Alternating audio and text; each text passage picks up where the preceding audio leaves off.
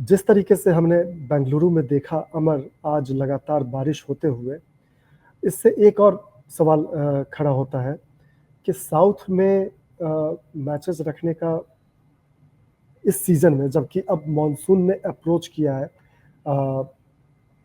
India peninsula को, तो ऐसे में बहुत बढ़िया फैसला शायद नहीं है।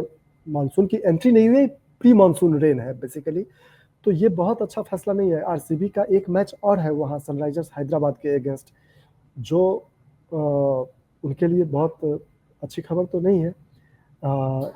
हालांकि इसके बाद आरसीबी अपना आखिरी मैच जो है वो लखनऊ में खेलेगी, लखनऊ सुपर जायंट्स के अगेंस्ट। लेकिन अभी बेंगलुरु में एक और मैच होना है, और इस सीज़न में जब प्री मानसून रेन्स होते हैं, बेंगलुरु में लगातार बारिश होते रहने की खबर हमें मिलती रही है। तो जब रीस्टार्ट किया गया, रीशेड्यूल किया गया और रीस्टार्ट किया गया after suspending the season due to India Pakistan border tensions, तो इस चीज़ का ध्यान मुझे लगता है कि मैनेजमेंट को और बीसीसीआई को रखना चाहिए था कि अभी के मौसम में और अभी के टाइम में बेंगलुरु में शायद मैचेस नहीं होते तो आज ऐसा कुछ देखने को नहीं मिला होता शायद हमें। आपको क्या लगता है कि ये वेन्यू को जिस तरीके से सेलेक्ट किया गया, ये डिसीजन कितना सही है? हाँ, मैं पॉइंट समझ सकता हूँ क्योंकि इसी टाइम पे मानसून का सीजन हो जाता है साउथ में, B it Chennai, B it Bangalore, B it Kerala. So I get the point that there can be questions asked as to why the match was held here. Considering that the final that was supposed to be held at Eden Gardens, उसको हटा गया था and they shifted it to Ahmedabad. So why didn't they do this for the other games in Bengaluru?